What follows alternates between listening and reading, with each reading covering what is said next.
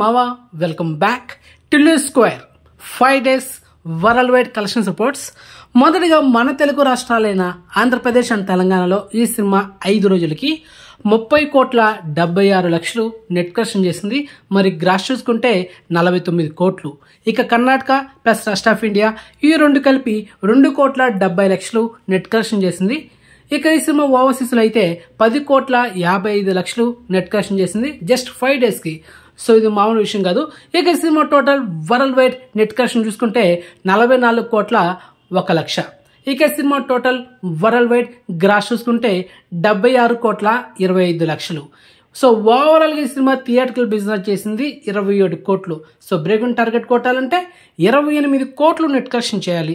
And ఈ cinema 5 రోజులకి ఓవరాల్గా ప్రాఫిట్ జోన్లో ఎంత ఉందంటే 16,01,00,000 ఈ సినిమా లాభాల్లో ఉంది. అండ్ హ్యూజ్ బ్లాక్ బస్టర్ మొత్తానికి టిల్లు స్క్వేర్.